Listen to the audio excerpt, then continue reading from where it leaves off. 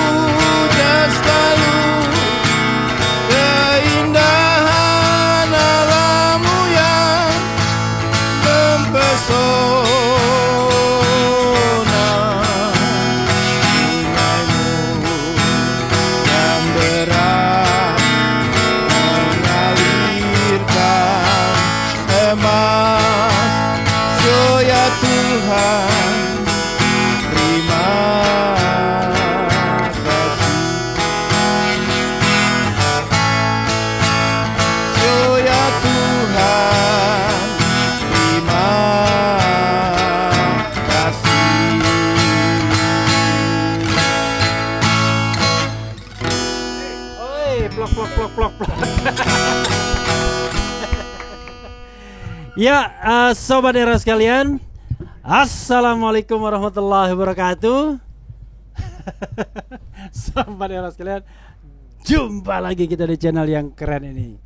Biasanya saya bilang keren cadas. Keren jada. Ini buat Pace Benny ya. Gitarnya kita singkirkan dulu. Jadi sobat era sekalian ya, saya kedatangan tamu ya pada saat video ini diambil malam hari ya. Kedatangan tamu 2 orang. Satu teman lama saya ya, yang sudah lama tak bersua. It was long time ago kayaknya ya, nggak pernah ketemu ya. Kemudian Usman Hamid. Yang kedua adalah Pace Benny Benny Sueni. Assalamualaikum warahmatullahi wabarakatuh, Bro Usman. Waalaikumsalam. Oke, selamat malam Pace Benny. Ya, selamat malam Bung Reki. Jadi kita ini didekatkan. Oke. Oh, iya. Soalnya ini kita terpaksa harus pakai kabel. Kalau enggak nanti suara enggak masuk. Jadi kepada sobat era sekalian, saya tiba-tiba dihubungi Bro Usman, ya kan? Bro, ini ada soal menarik soal Papua, ya kan? Soal apa saya bilang? Macam-macam katanya. Nanti akan datang anggota MRP. MRP itu Majelis Rakyat Papua. Pak Cebeni dari MRP ya? Dari MRP. Oke, dari MRP. Nah, masalahnya apa? Nanti kita akan minta penjelasan pertama Bro Usman dulu sebentar ya, introduction. Nanti Pak Cebeni yang akan detail ya, detailing melengkapi soal apanya. Tapi sebelumnya MRP itu perlu dijelaskan dulu ke sobat RH sekalian. MRP itu apa? Lalu berapa jumlahnya? Bagaimana cara pemilihan? Berapa lama mengabdinya? Silakan Pak Cebeni. Ya, terima kasih Bung Refli Harun dan juga sobat RH di mana saja berada. Terima kasih pertama-tama untuk kesempatan yang baik ini dapat hadir secara langsung untuk share di channel RH. Saya Beni Sueni sebagai anggota Majelis Rakyat Papua, sehari-hari juga ditugaskan di MRP sebagai Ketua Panitia Musyawarah Majelis Rakyat Papua. Oh, kalau di DPRD itu BAMUS ya? BAMUS, ya, oke. Benar. Atau PANMUS ya? Atau PANMUS. Ya, oke.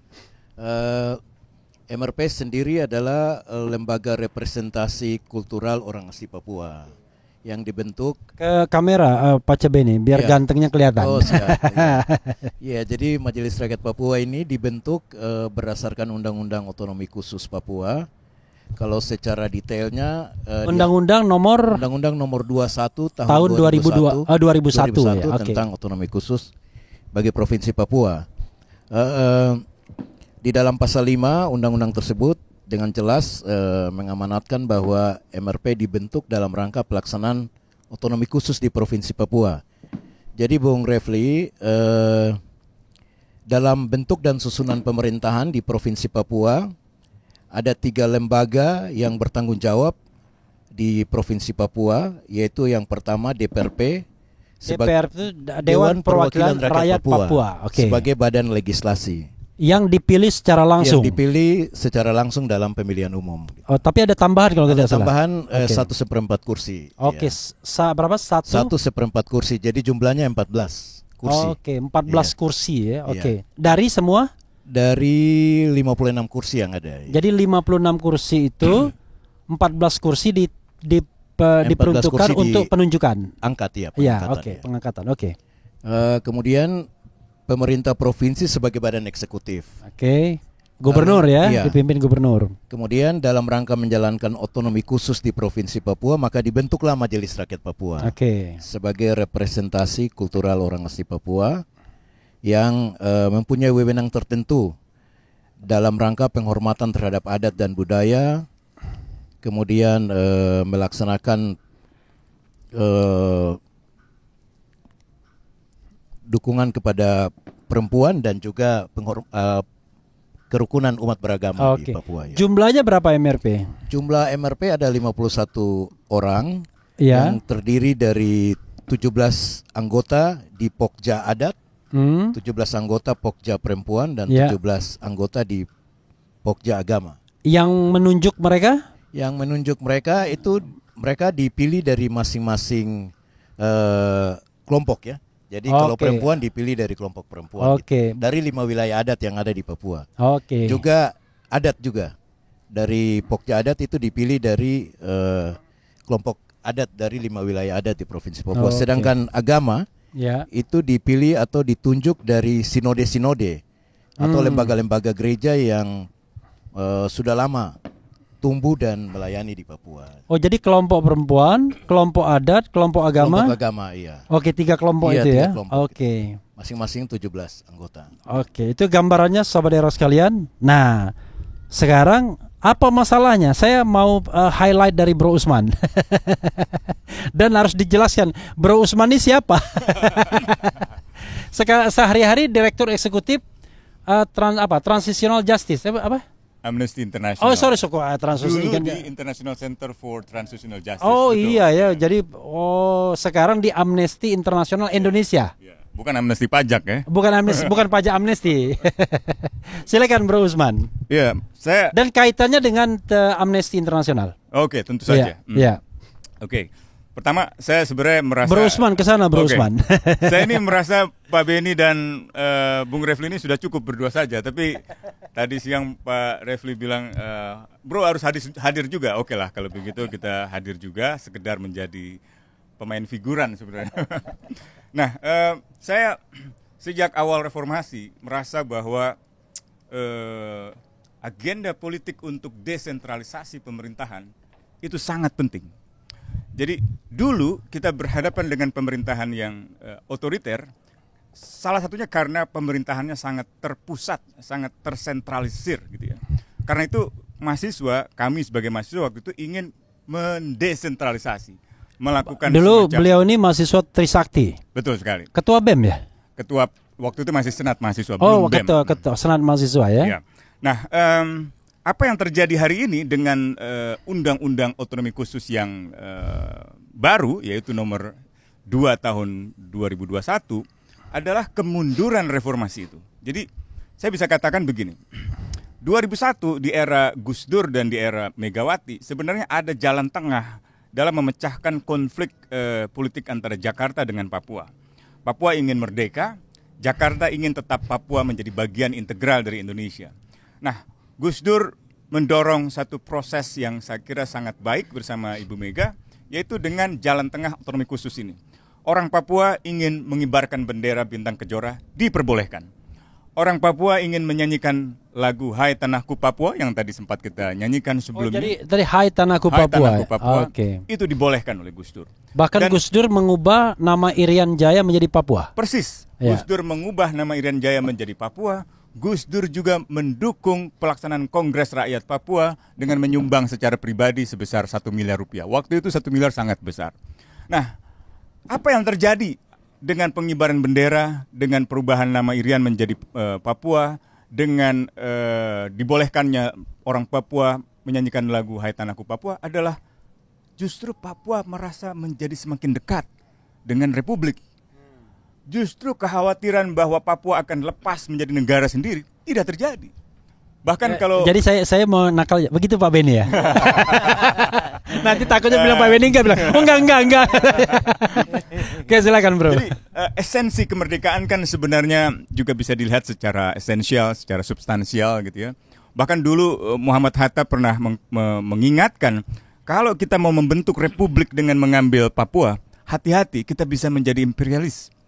Karena itu Hatta mengingatkan supaya kalau kita ingin membangun persatuan di seluruh kepulauan Indonesia ini, Nusantara ini, harus kita hindari persatuan itu menjadi persatean. Jadi ia menghindari apa yang disebutnya sebagai persatean, yaitu memaksa pulau-pulau besar itu dan bangsa-bangsa yang sangat beragam di Indonesia ini. Jadi BTW baru kali ini saya dengar persatian itu. Persatian.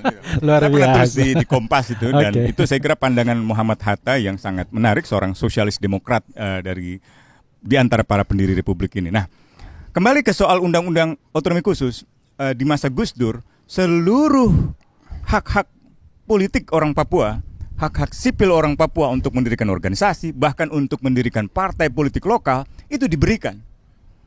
Tetapi apa yang terjadi pada hari ini, undang-undang itu diubah kesekian kalinya, bahkan banyak sekali pasal-pasal yang sangat penting di dalam undang-undang yang lama itu diubah, diganti dengan norma baru, bahkan ada norma yang dihilangkan. Oke, sorry. Partai lokal misalnya dihilangkan.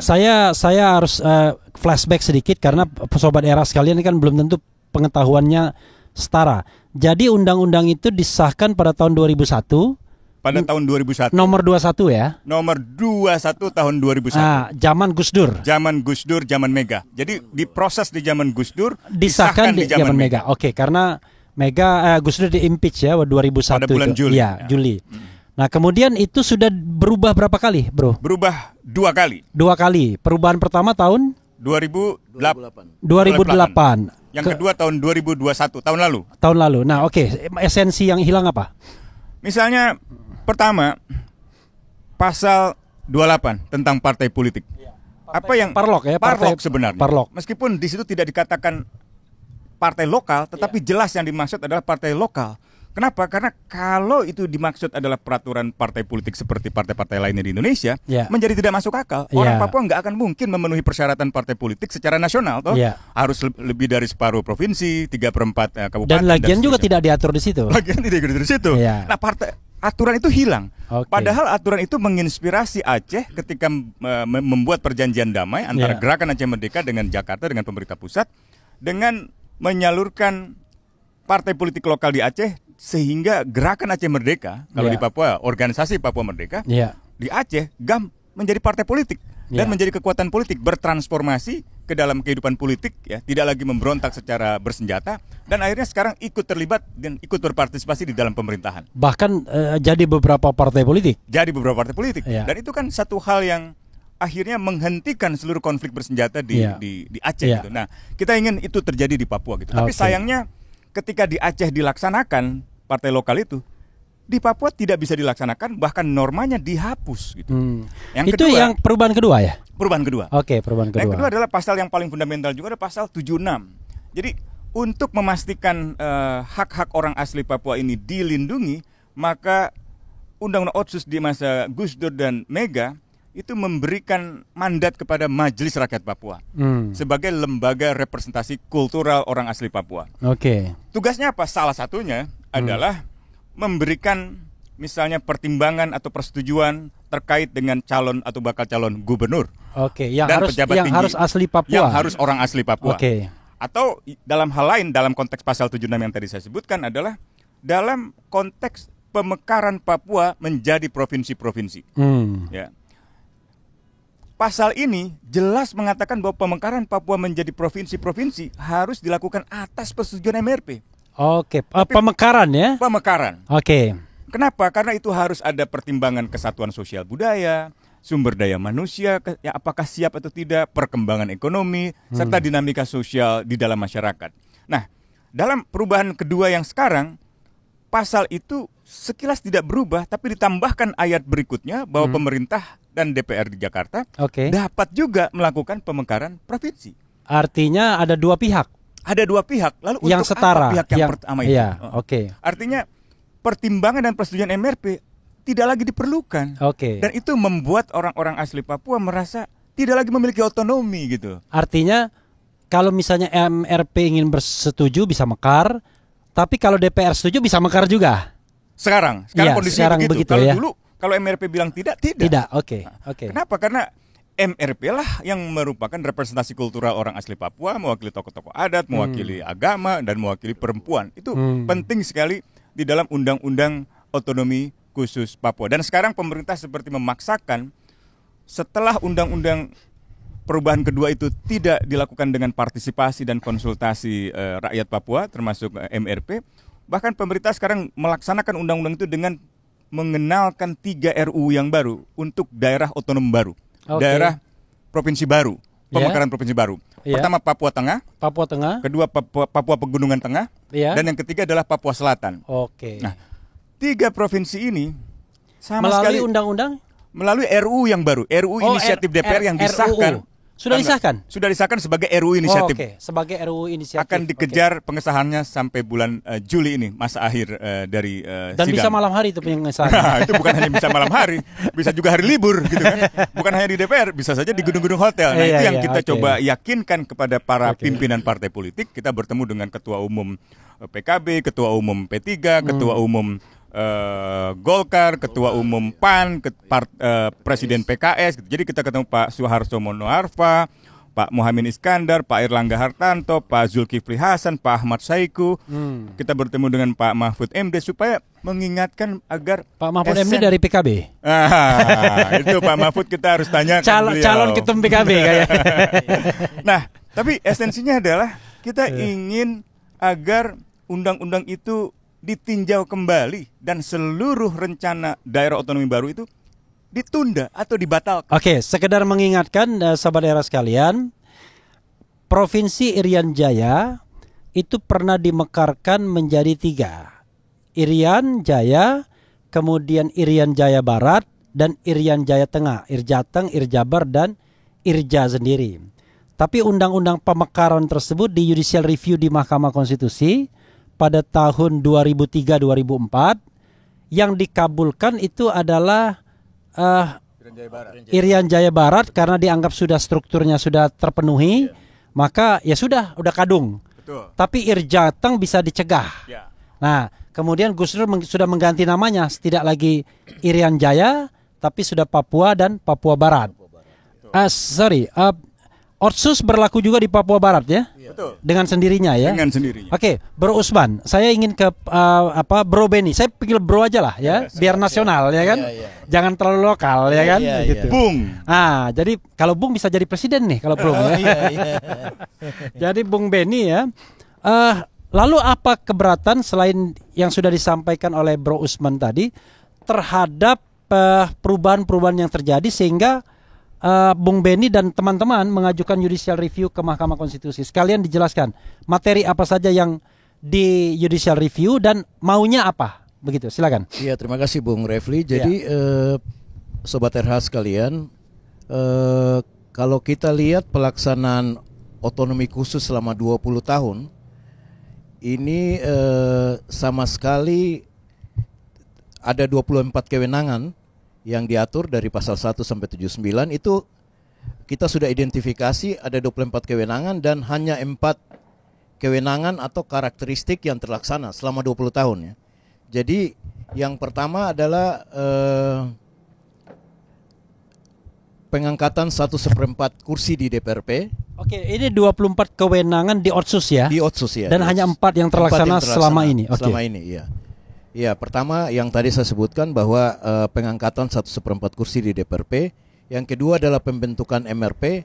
Yang ketiga, persyaratan gubernur dan wakil gubernur orang asli Papua. Dan yang keempat, dana otonomi khusus.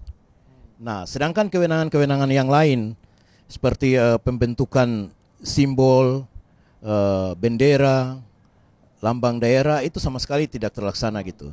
Kemudian partai lokal yang tadi Pak Usman sudah singgung juga sama sekali tidak terlaksana. Juga di pasal 45 ya, khususnya ada 3 lembaga yang hendak dibentuk seperti Komnas HAM Perwakilan Papua, kemudian Pengadilan HAM di Papua dan Komisi Kebenaran dan Rekonsiliasi. Itu juga tidak dibentuk sama sekali gitu. Jadi saya pikir justru inilah yang harus kita evaluasi dulu. Kita evaluasi sejauh mana proses pelaksanaan otonomi khusus selama 20 tahun, baru kita bentuk undang-undang yang baru. Tapi kelihatannya pemerintah tergesa-gesa. Dan saya kira pembentukan undang-undang nomor 2 tahun 2021 ini tidak menjawab akar permasalahan Papua sebagaimana roadmap LIPI. Sorry, undang-undang nomor 2 tahun 2021 tentang itu tentang perubahan kedua. Oke, Otsus, perubahan ya. kedua. Ya, Ya. oke. Itu menurut kami sama sekali tidak menjawab akar permasalahan Papua. Yang pertama sejarah integrasi Papua, yang kedua marginalisasi dan diskriminasi orang asli Papua, yang ketiga pelanggaran HAM, dan yang keempat kegagalan pembangunan. Nah, ini yang dituntut gitu oleh masyarakat di Papua. Sehingga kalau bisa ini dijelaskan secara clear gitu mengenai bagaimana sejarah integrasi Papua ke dalam Negara Kesatuan Republik Indonesia. Lalu yang dituntut sekarang mungkin jauh lebih konkret. Sepertinya tadi implisit dibatalkan RU-nya ya, RU tentang pemekaran. Nah, yang judicial review apa? Yang judicial review saat ini kita sedang mengajukan ada 9 pasal. 9 pasal dari Undang-Undang Nomor 2 tahun 2021. Ya dimulai dengan pasal terkait dengan partai politik lokal. Oke, mau dihidupkan lagi maksudnya? Iya, kita hidupkan kembali. Judicial review itu bisa menghidupkan, bisa memberikan makna baru. Iya, iya. Oke, Parlok mau minta dihidupkan. Apalagi esensinya? Partai lokal, kemudian ada juga mengenai kesehatan ya. Kesehatan di pasal 59 ya.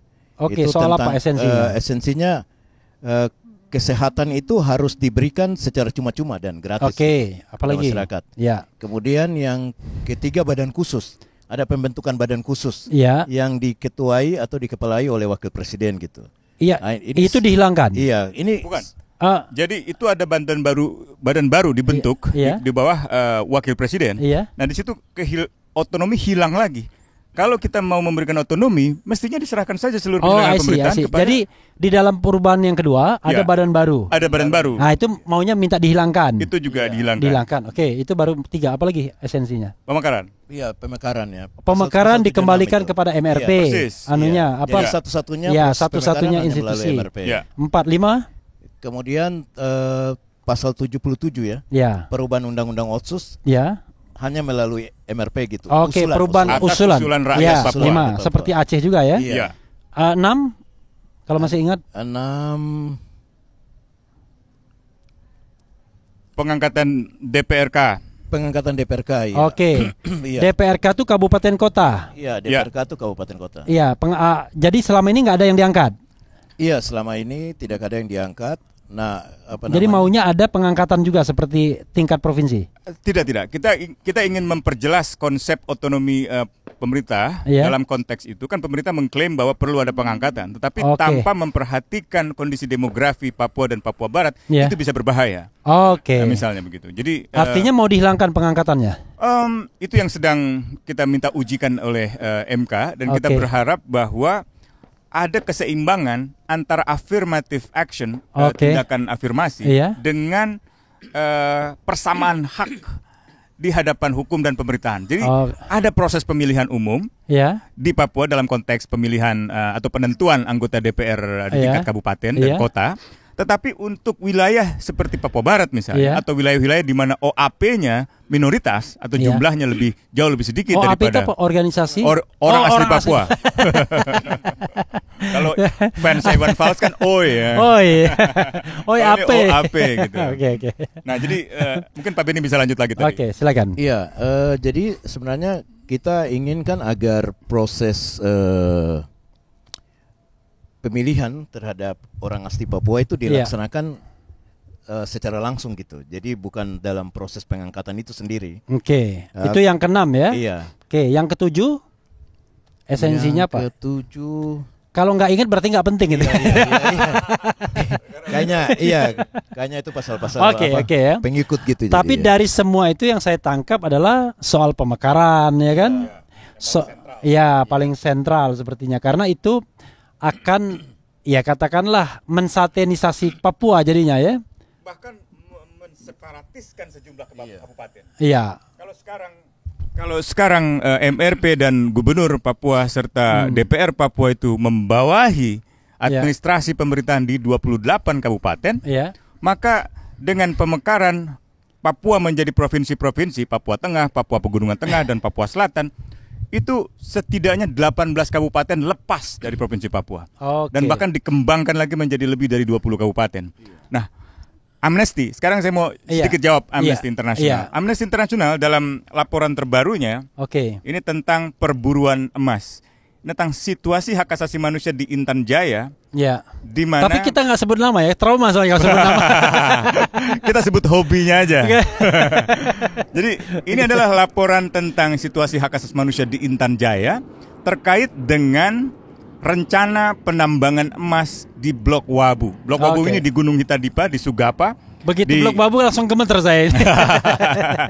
Nah, saat ini kami merasa lebih lega karena rekomendasi Amnesty International misalnya meminta agar pemerintah menghentikan sementara rencana penambangan emas di Blok Wabu.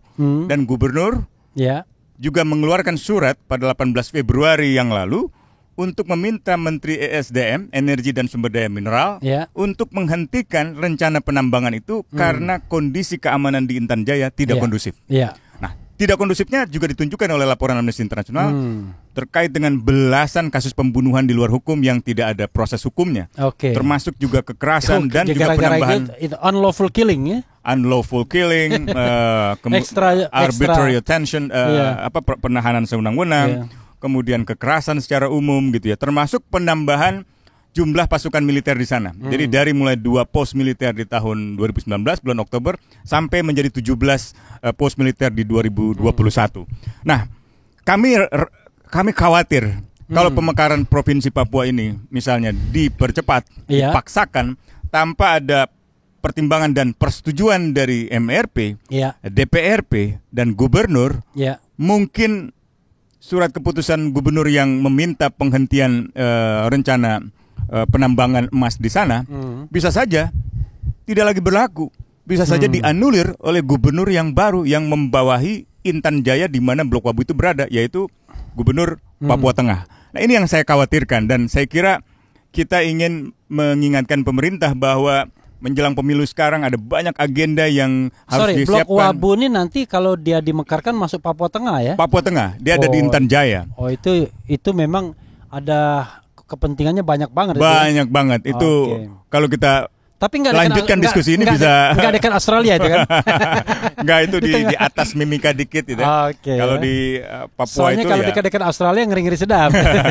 Nah, yang juga penting dari konteks Blok Wabu ini bukan blok yang kecil. Ini ukurannya se-Jakarta. Blok Wabu saja itu. Jadi konon katanya cadangan emas di Blok Wabu itu lebih banyak dibandingkan di Grasberg. Di bekas wilayah Freeport. wilayah Freeport. Freeport, betul sekali. Okay. Nah, ini memang yang mungkin sempat memunculkan kontroversi dalam kasusnya Haris Azhar dan Fathia Maulidiyanti terkait dengan laporan 9 organisasi non pemerintah. Jadi saya kira pemerintah perlu berhati-hati di dalam merencanakan penambangan emas ini karena ada penduduk yang tinggal di sana. Ada suku-suku adat di sana, terutama suku Moni misalnya gitu.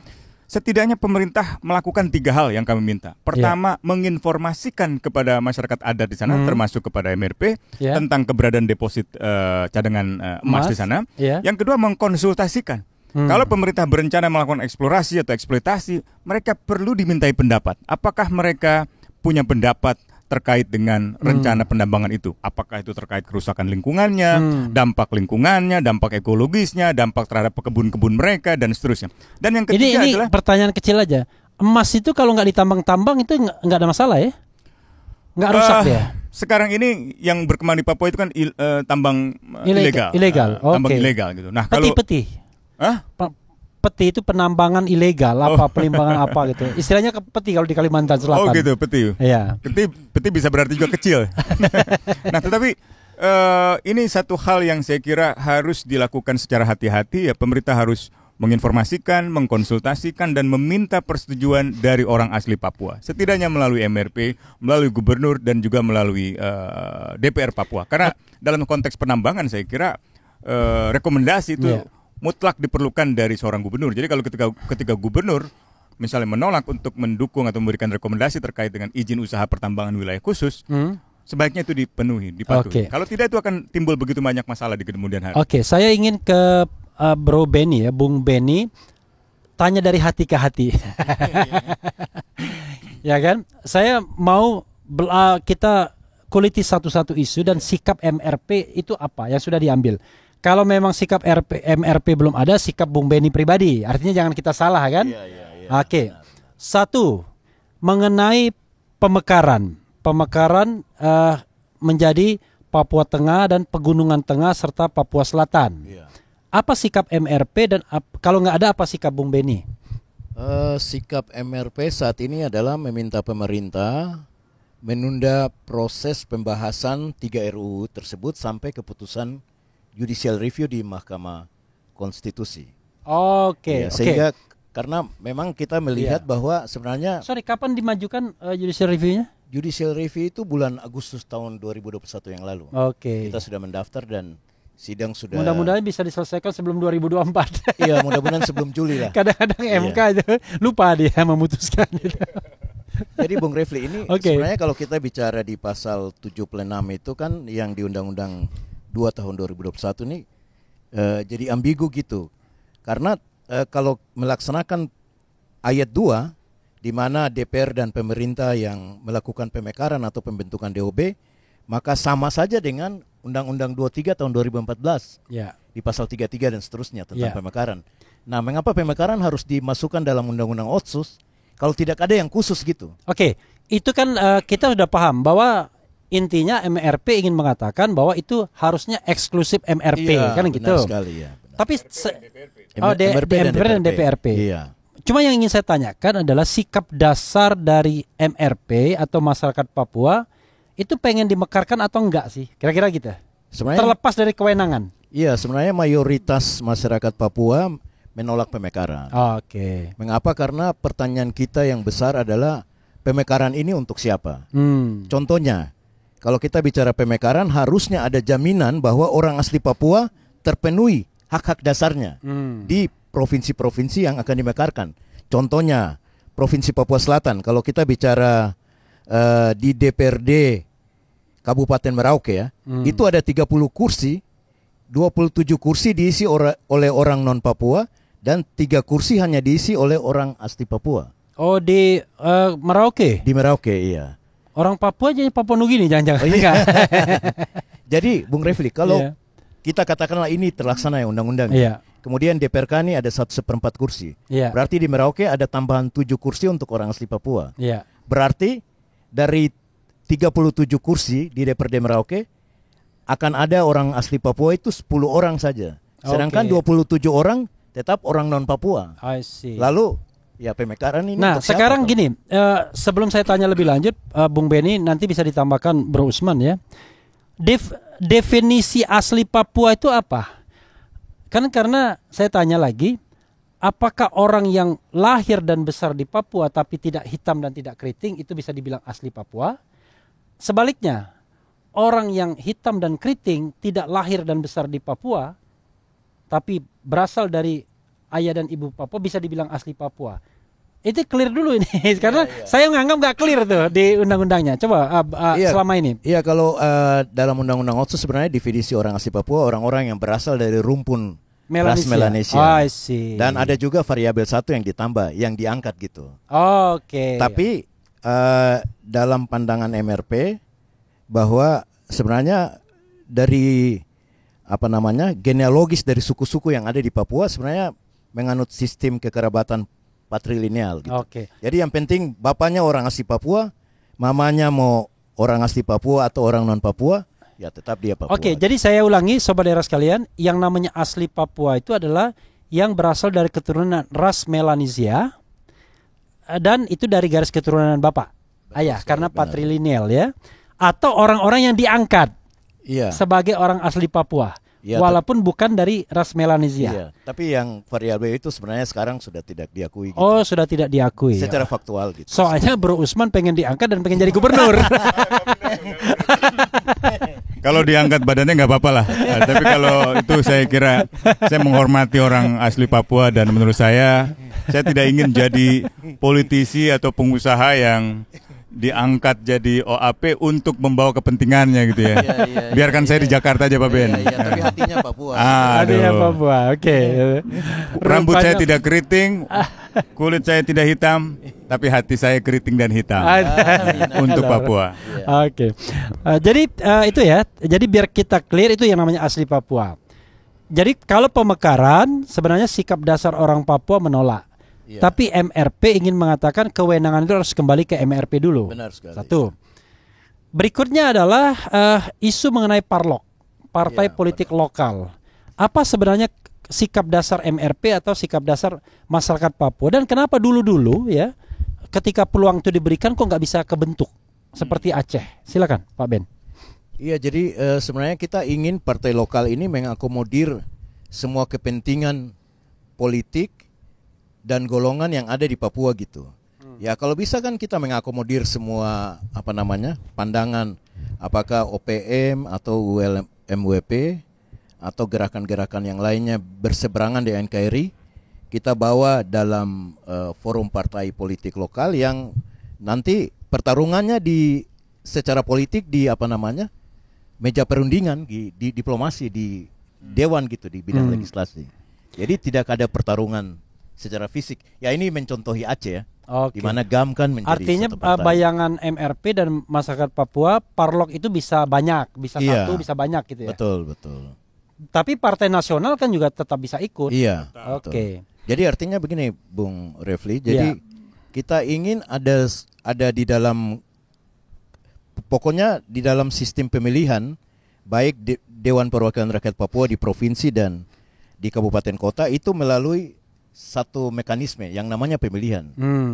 Nah, pemilihan itu melibatkan partai lokal dan partai nasional. Oke. Nah, tapi ada sistem di mana ada kuota khusus yang diperebutkan oleh partai lokal ini gitu. Oke, Iya. jadi modelnya model kuota ya. Iya. Kalau 50 kursi, Iya. mungkin 25 silakan rebut Partai Nasional. Iya, Partai Nasional. 25 partai lokal. Partai lokal. Paling tidak itu pemikiran Iya, sementaranya pemikiran gitu kita, ya. iya. Pertanyaannya kenapa partai lokal itu nggak bisa dibentuk dari dulu? Padahal sudah ada peluangnya. Dan di Aceh segera dilaksanakan. Iya, sebenarnya kita sudah menyusun Perdasus ya. DPRP sudah menyusun Perdasus Perdasus. itu peraturan daerah khusus. dasar khusus. Oh, Iya. peraturan daerah atau dasar? Peraturan daerah khusus. Peraturan daerah khusus Iya. untuk menjalankan undang-undang otsus. Undang-undang Ya? Otsus Oke. ya. Sudah ada peraturan daerah khusus yang mengatur tentang partai lokal, tetapi dari DPRP dikirim ke MRP untuk memberikan pertimbangan Ya. dan dikembalikan ke DPRP dan pemerintah provinsi, dikirimlah ke Jakarta. Kemendagri, ke Jakarta. Oke. Nah, itu sudah hampir 4 tahun ditahan di sana. Namanya tidak otonomi khusus Iya. itu. Jadi rupanya ada kewenangan represif dari pemerintah. Iya. Tapi disuruh lari, tapi kaki dipegang. Jadi ada empat Perdasus yang ditahan sampai saat ini Iya.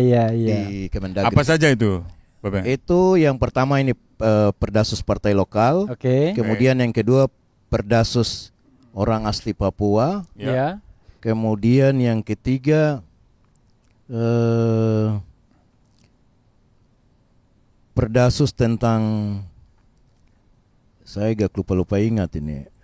Saking lamanya ya. Iya, saking lamanya karena hampir 4 tahun pernah kita Iya. ada beberapa kali. Ada ketemu juga dengan Perdasus Mendagri. tentang penyelesaian pelanggaran HAM di tanah Papua. Iya, Tahun iya, 2019 diajukan Oke, oleh gubernur Oke. dan juga sampai sekarang masih menunggu Masih, iya. persetujuan dari Mendagri. Iya, Nah, Mendagri. ini otonominya aneh Iya, sebenarnya. betul. Harusnya ya, Iya, kalaupun sebenarnya kalau kita bicara otonomi daerah itu menyalahi ya, karena Marahi. jangankan otonomi khusus, otonomi daerah saja saja. sudah tidak pantas. Betul. Karena mereka kan elected by the people. Ya. Kok harus ke birokrasi lagi? Persis. Gitu. Oke, itu ini ya. Apalagi yang penting selain tadi pemekaran, parlok, kemudian soal Badan khusus? badan khusus. Nah, oke, kok tiba-tiba ada pemikiran soal badan khusus di bawah Wapres? Ini pada masa Jika? Ini baru sekarang dibentuk. Oh, baru sekarang. Dan Baru setelah Undang-Undang 2021 ini. baru ya. Oke, silakan. Iya, kalau bicara badan khusus ini sebenarnya apa namanya? Ini jadi overlap juga dengan Badan khusus itu apa namanya? Badan khusus itu yang melakukan tugas dan fungsi pengawasan gitu terhadap, ya saya pikir mereka lebih fokus ke pengawasan pengelolaan dana otsus gitu. Oke, Iya. oke. Tapi ya diketuai oleh presiden, wakil presiden gitu yang langsung menangani badan khusus. Nah, ini saya pikir legitimasikan pemerintah provinsi, DPRP dan MRP itu sendiri ya. Oke. Menambah kerjaan Pak Iya. Wapres ini, ya kan? Betul. Harusnya Pak Wapres bisa mengerjakan yang lain, malah ditambah lagi dengan badan khusus ini. Jadi karena kalau kita lihat di pasal 5 itu kan dalam menjalankan otonomi khusus di Papua dibentuklah Majelis Rakyat Papua. Ya, Ini kan lalu badan khusus ini untuk menjalankan apa gitu? ya. Oke. Majelis Rakyat Papua itu seperti Wali Nanggru di Aceh. Iya. Nah. Karena Wali Nanggru ada sendiri. Anunya apa? Ada Wali Nanggrunya siapa itu? Malik Mahmud kalau nggak salah. Wali Sudah bertemu Nanggru. dengan mereka dan bahkan mengirim surat resmi dukungan Wali Nanggru kepada Majelis Rakyat Papua dalam uji materi di MK. Oke. Cuman bedanya kalau Wali Nanggru itu kan lembaga tunggal ya. Ada Wali Nanggrunya. Kalau Majelis Rakyat Papua jamak ya, kolektif. Lebih demokratis sebenarnya. Iya, lebih demokratis. Tapi Cuman memang karena harus ke Jakarta jadi nggak demokratis lagi. ada lagi yang mau ditambahkan Bung Beni? Iya. Yang barangkali luput saya tanyakan? Iya, saya pikir apa namanya terkait pasal 77 itu Oke. tentang perubahan undang-undang otsus yang Iya. harus melalui partisipasi atau usulan rakyat Papua. Sebenarnya bagi kami MRP sudah melakukan itu pada tahun 2019. Kita menggelar rapat dengar pendapat di 5 wilayah adat di tanah Papua untuk menyerap aspirasi masyarakat. Maaf, ini kan pengetahuan dasar ya. 5 wilayah adat itu apa aja? 5 wilayah adat itu yang pertama wilayah adat Tabi, itu meliputi Kota Wilayah- Jayapura. Ya, Tabi ya. Iya, Tabi, Sarmi di Oke. utara Ya. Pulau Papua. Kemudian yang kedua wilayah adat Lapago, Lapago itu ya. di Pegunungan Tengah, Kabupaten Jayawijaya dan sekitarnya. Ya. Kemudian wilayah adat Mepago, itu di Mepago. Paniai, Dogiai, Intan Jaya Wah, di ini bagian kalau tengah kita nih. pilkada itu ini masalah semua. Iya. Harus sambil baca peta. Iya. Iya, Lalu yang kemudian keempat, wilayah adat Saireri itu Saireri. di Kepulauan Kabupaten Biak Numfor, Yapen dan Yapen. Waropen.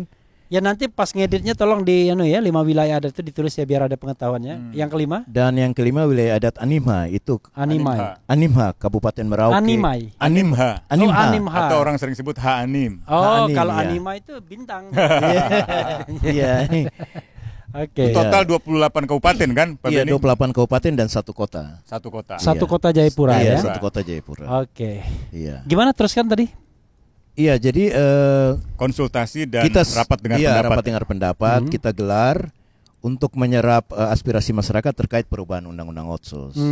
Nah, tetapi kemudian dari pihak penegak hukum ini melakukan tindakan represif dan intimidasi ya kepada kita dan membubarkan kegiatan rapat dengar pendapat yang kita gelar gitu. Alasannya? Alasannya karena mereka mencurigai RDP ini ingin dilaksanakan referendum gitu. Oh, Iya. rapat dengar pendapat Rapat dengar umum pendapat ya. umum iya. Iya. Padahal itu jelas hanya untuk menyerap aspirasi masyarakat terkait dengan pelaksanaan Undang-Undang Otonomi di Khusus. dalam gedung atau di luar Oh, gedung? ada yang di lapangan terbuka, ada Ya, yang dalam karena kita sebuah harus pahami gedung. kondisi Papua berbeda ya. Iya. Gitu. Kalau di sini RDPU di luar tuh malah dimarahin orang. Bikin macet jalan Iya, di kalau sini di ya. pegunungan kan. Iya, kalau di sana kita jemput bola ya. Iya. Oke. Sekarang wilayah Papua seluruhnya itu minus Papua Barat itu berapa jumlah penduduknya? Jumlah penduduknya Kira-kira? hampir 4 juta lebih. Hampir 4 lah. juta. Iya. Karena saya paham BPS pun tidak tahu persisnya ya kan. Iya. Tapi kira-kira 4 juta Iya, ya. 4 jutaan 4 gitu ya. Bro Usman ada lagi yang mau ditambahin? Ya, sebenarnya kita berharap juga bahwa ada pesan yang sangat penting dari masyarakat Papua. Memang benar, ada yang pro, ada yang kontra. Tetapi kalau kita perhatikan secara objektif, ya, lihat pemberitaan media massa di Papua atau di tingkat nasional, lihat berbagai aktivitas masyarakat di berbagai kabupaten, itu lebih banyak yang menyatakan penolakan terhadap misalnya perubahan kedua Undang-Undang Otsus dan juga rencana pembentukan daerah otonomi baru gitu ya. Bahkan sekarang ini minggu ini di Jakarta ada 18 organisasi dari perwakilan masyarakat Papua dari Dogiai datang ke Papua, datang ke Jakarta, hari ini menemui DPD, menemui Komnas HAM dan seterusnya. Mereka ingin menyampaikan aspirasi karena mereka khawatir bahwa pembentukan DOB ini akan menimbulkan masalah. Nah, setidak-tidaknya kalau kami berkonsultasi dengan pimpinan partai politik, sejumlah menteri, pembentukan DOB ini bisa ditunda. DOB itu daerah otonomi baru. Karena ini awam bisa-bisa ya. Iya, oke. Daerah otonomi baru yang sebenarnya sedang dimoratoriumkan oleh pemerintah, sedang ditunda pembentukannya di seluruh provinsi. Jadi kalau ada Sumatera Utara, Tapanuli ingin membuat daerah otonomi baru atau provinsi baru itu tidak boleh. Atau misalnya di Jawa Barat ingin Kabupaten Bogor ingin menjadi provinsi baru itu ditolak semua wilayah. Tapi tiba-tiba Papua seperti dipaksakan oleh Jakarta. Padahal alasan moratorium itu sangat kuat. Pertama, daerah otonomi baru selama ini, ya provinsi-provinsi baru selama ini itu tidak ada PAD-nya, rendah sekali pendapatan asli daerah. Dan yang kedua, dana operasionalnya selalu membebani anggaran pusat. Dan yang ketiga, anggaran negara sedang dialokasikan untuk penanganan COVID dan Omikron. Termasuk yang terakhir untuk infrastruktur dan kesehatan serta pendidikan. Termasuk untuk IKN. Untuk IKN Ibu kota juga. negara. Nah, artinya mestinya kalau Jakarta konsisten, moratorium daerah otonomi baru atau pelarangan sementara untuk dibentuknya provinsi baru juga berlaku untuk Papua. Atau setidaknya kalau pemerintah bilang loh ini kan Papua ada otonominya, ada otonomi khusus. Ya, tetapi otonomi khusus itu ditentukan, diusulkan oleh orang Papua yang memang diberi wewenang untuk memberikan persetujuan pemekaran provinsi, yaitu siapa? MRP. Oke. Begitu. Bro, sama Bung Beni ya. Tadi kan aspek-aspek teknis, operasional, faktual. Nah, ini sebagai penutup saya ingin aspek sosial politik. Jadi kalau ada Sumatera Utara, Tapanuli ingin membuat daerah otonomi baru atau provinsi baru itu tidak boleh. Atau misalnya di Jawa Barat ingin Kabupaten Bogor ingin menjadi provinsi baru itu ditolak semua wilayah. Tapi tiba-tiba Papua seperti dipaksakan oleh Jakarta. Kalau saya katakan ini karut marut atau carut marut ya. Jadi soal tumpang tindih kewenangan pemekaran lah, soal isu Blok Wabu dan pemekaran, pasti ada tumpang tindinya kan soal political interest, economic interest itu. Apa yang bisa Bung Benny share ke Sobat Era sehingga mereka memahami ini loh problem dasar Papua itu sesungguhnya? Ya sebenarnya problem Papua hari ini tuh seperti memberikan kepala tapi masih memegang ekor gitu. Jadi Jakarta masih mengendalikan Papua dari Jakarta gitu. Jadi kita juga melihat bahwa sebenarnya otonomi khusus yang hari ini diimplementasikan sudah 20 tahun dan perubahan kedua nih adalah otonomi khusus Papua rasa Jakarta gitu. Oke. Jadi sepenuhnya tidak memberikan impact bagi orang asli Papua itu sendiri. Oke.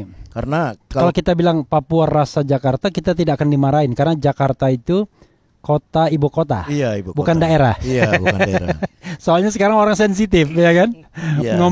Ngomong yang berbau daerah dibilang penyebaran kebencian. Berbasis sara. Oke, silakan. Gitu. Jadi sebenarnya yang perlu kita lihat hari ini adalah bagaimana melihat Papua secara komprehensif ya. Jadi bagaimana kita lihat indikator-indikator pembangunan. Kalau kita lihat dari IPM, sebenarnya daerah-daerah otonomi baru yang ingin dibentuk ini masih sangat rendah gitu. Sehingga saya pikir DOB ini mungkin baik, tetapi bukan saat ini gitu. Artinya sumber daya manusianya mungkin tidak akan memadai. Betul, harus betul. disiapkan. Ya, Karena pengembangan ekonominya harus dipikirkan. Benar. Kesatuan sosial budayanya. Jadi harus ada riset. Bahkan Ketua Umum PDIP Bu Megawati mengatakan ini bagaimana Mendagri membuat keputusan daerah otonomi baru, padahal selama ini PAD-nya rendah semua, bahkan sejumlah kabupaten di Papua itu 0 PAD-nya itu. Tiba-tiba membuat DOB tanpa ada riset. Jadi Bu Mega meminta BRIN, Badan Riset dan Inovasi Nasional, untuk melakukan riset. Jadi riset dulu baru kebijakan. Mumpung dia Dewan Pengarah Riset. Nah, iya, saya kira itu pendapat yang sangat benar.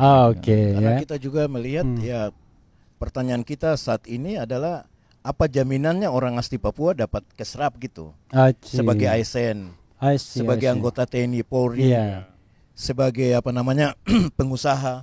Saat ini saja anak Papua tes berkali-kali sebagai ASN, tes berkali-kali sebagai anggota Polri, jatuh.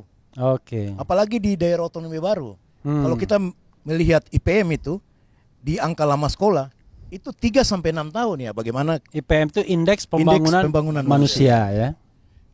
Jadi saya pikir ini yang barangkali ya harus dilihat Jakarta dengan hati gitu. Jadi problem objektifnya adalah salah satunya adalah sumber daya manusia. Sumber daya ekonomi melimpah. Salah satunya tadi ya deposit emas, tapi sumber daya manusianya itu masih perlu di lift up ya, perlu diangkat begitu ya, agar kemajuan Papua dimanfaatkan, dirasakan oleh orang Papua begitu ya. Bukan dirasakan oleh orang Jakarta. Nah, itu sebenarnya yang dikatakan Bung Refli dan Pak Benny terakhir itu adalah ilustrasinya tuh seperti begini. Seluruh kekayaan alam di Papua itu ibarat ubi yang ada di kebun-kebun Papua. Ubi. Ubi itu ditanam oleh orang Papua. Ubi itu milik orang Papua. Siapapun orang di luar Papua, dari Jakarta, yang ingin ubi itu dan meminta kepada orang Papua, pasti dikasih oleh orang Papua. Asal permisi baik-baik. Dan yang memutuskan berapa ubi yang akan diberikan orang Papua. Yang terjadi sekarang adalah ubi itu diambil oleh orang dari luar Papua.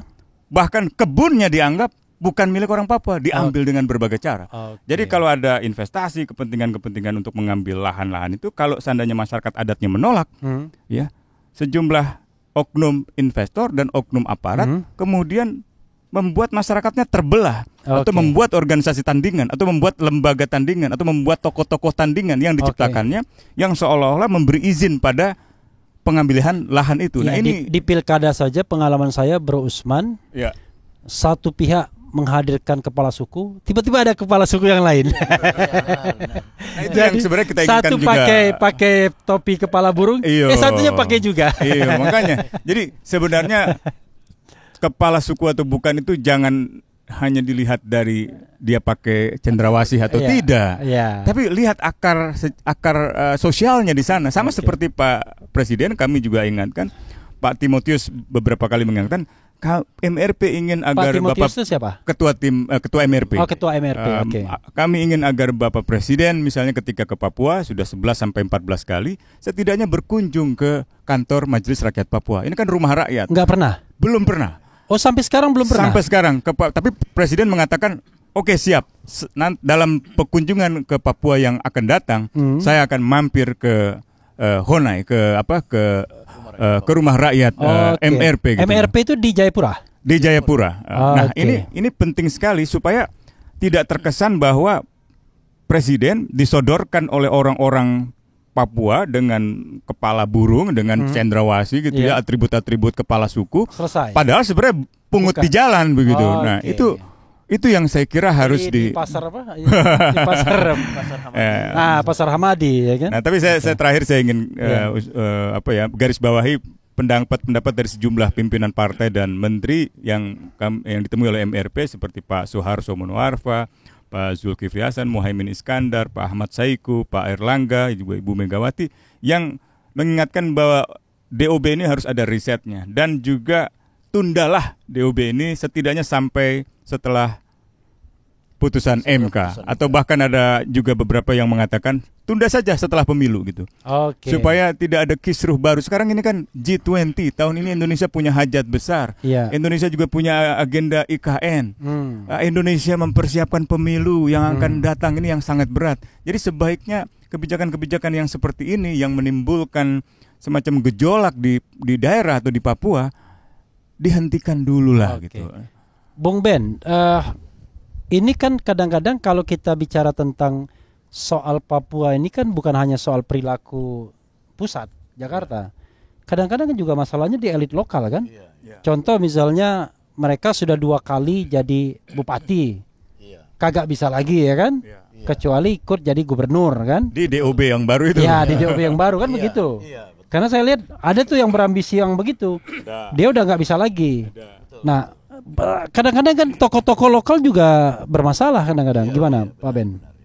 Benar, jadi DOB ini dipromotori oleh elit lokal ya. Apakah bupati, wakil bupati atau DPRD yang berkolaborasi mendukung pembentukan DOB ini, tapi mengajukan usulannya langsung ke Jakarta gitu. Oke. Dia tidak datang ke MRP gitu. Oke. Sebenarnya perbedaan pandangan itu kan biasa ya. Iya. Dan saya kira pemerintah juga boleh saja mengatakan, oh ada Bupati Anu, Bupati Jayapura dan seterusnya mengusulkan DOB, boleh. Iya. Tapi untuk betul-betul memenuhinya, lihatlah undang-undang. Oke. Nah, undang-undang mengatakan atas persetujuan MRP, bukan atas persetujuan Bupati, apalagi atas persetujuan Bupati Jayapura. Itu bukan begitu pasalnya begitu. Oke. Kok spesifik ya? Loh, karena kemarin dalam berbagai pernyataannya Bupati Jayapura membuat pernyataan-pernyataan yang seolah-olah memberi kesan bahwa semua pihak di Papua termasuk MRP menyetujui. I see. Nah, ini saya kira bahaya dan jangankan di luar MRP, di dalam MRP ada perbedaan pandangan itu. Saya kira itu wajar di dalam satu kelembagaan yang akan membuatnya menjadi lebih baik adalah kalau keputusan itu ditempuh secara kelembagaan. Rapat MRP memutuskan seperti apa dan pimpinan MRP mengatakan apa. Kalau misalnya menyalurkan aspirasi penolakan DOB, ya sebaiknya itu yang jadi pegangan. Kalau ada 1, 2 orang atau 6 orang anggota MRP berpendapat misalnya mendukung DOB, ya tidak bisa diatasnamakan MRP, meskipun kita tetap harus menghormati pendapat yang berbeda tersebut. Terakhir sebelum masing-masing closing statement ya. Perasaan tadi udah closing statement. Belum. Saya ingin bertanya, ini kan pemikiran banyak orang ya ketika melihat Papua. Kalau diberikan semuanya lah katakanlah, buntutnya betul-betul nggak lagi dipegang, dilepas semua. Apa jaminannya Papua tidak minta merdeka? Bro Usman dulu, baru nanti Bung Beni. Undang-undang di atas kertas. Undang-undang Otsus itu kan adalah perjanjian, kontrak sosial, perjanjian politik. Itu manifesto antara pemerintah Republik Indonesia dengan seluruh komponen bangsa Papua. Artinya melebihi itu berarti mengkhianati undang-undang Otsus. Persis. Bung Ben. Iya, saya pikir ya undang-undang otsus lah jaminannya ya. Karena tapi secara sosiologis mungkin masyarakat sana. Secara sosiologis saya pikir masyarakat punya trust gitu ya kepada pemerintah Indonesia gitu. Oleh karena itu jangan sampai trust itu hilang gitu akibat pengambil alihan kewenangan dan semua kebijakan dari Jakarta gitu. Jadi trust itu masih ada. Trust itu masih ada. Masih ada depositnya. Iya, masih ada. Tapi jangan sampai berkurang terus sampai habis ya. Bro Usman, closing statement. Nanti Bung Benny, jangan, saya balik. Untuk memberikan sejak ini beliau ini kan tuan rumah. Bro Usman dulu closing statement. Ya, kita ini sangat berharap bahwa pemerintah bisa belajar dari pengalaman 20 tahun lebih memberlakukan otonomi khusus gitu ya. Kelemahan-kelemahannya, tantangan-tantangannya sebaiknya dijadikan pembelajaran untuk kemudian diperbaiki sambil tetap memperkuat semangat otonomi itu, semangat penyerahan pemerintahan kepada otoritas di Papua. Kenapa? Karena itulah mandat reformasi, desentralisasi. Yang sekarang terjadi adalah resentralisasi, menguatnya kembali kendali pemerintahan pusat kepada pemerintahan daerah, dan itu menjadi salah satu indikator kemunduran demokrasi di Indonesia. Jadi kita tidak berharap demokrasi Indonesia mundur hanya karena pemerintah tidak lagi mempercayai masyarakat Papua, tidak lagi mau memberikan otonomi, dan pada akhirnya kalau demokrasi mundur, kalau Papua mengalami kemunduran, ya kita semua sebagai bangsa akhirnya rugi begitu. Jadi saya kira terima kasih kepada Bung Refli yang sudah menyediakan kue-kue meskipun kurang sebenarnya ini, tapi terima kasih atas waktunya. Karena dan juga tidak boleh terlalu diberikan kenikmatan, nanti duduk lupa berdiri. Silakan Bung Benny closing statement. Iya, terima kasih. Majelis Rakyat Papua sebagai lembaga yang dibentuk oleh Undang-Undang Otonomi Khusus Papua tentu mempunyai 3 fungsi, yaitu afirmasi, proteksi, dan empowerment terhadap orang asli Papua. Akan terus melaksanakan tugasnya agar orang asli Papua semakin hari semakin baik dan menjadi tuan di atas negerinya sendiri. Oleh karena itu, tentu yang kita harapkan adalah pemerintah Negara Kesatuan Republik Indonesia mungkin maksudnya tuan di atas tanahnya sendiri ya. Tuan di atas tanahnya sendiri ya. Jadi tentu ini yang kita harapkan, pemerintah memberikan dukungan terhadap proses konstitusional yang sudah kita laksanakan. Jadi MRP selalu ingin mengkanalisasi semua aspirasi orang asli Papua dalam proses yang konstitusional. Terima kasih untuk kesempatan Bung Refli. Oke, sobat era sekalian, itu tadi pembicaraan tentang Papua ya. Ketika tahun 2005 ada perdamaian Helsinki, orang berdebat soal formalitas hukumnya. Karena kalau dipakai formalitas hukumnya susah masuknya kemana. Tapi pada waktu itu Bung, saya menulis hati nurani Aceh. Artinya kalau kita berpikir terlalu formal mengenai aturan, maka tidak akan pernah bisa menyelesaikan Aceh. Mungkin menyelesaikan Papua seperti itu juga. Jadi bukan hanya soal pendekatan formalitas, tapi pendekatan hati nurani. Wassalamualaikum warahmatullahi wabarakatuh. Waalaikumsalam. Cia. Terima kasih ya Bung. Okay.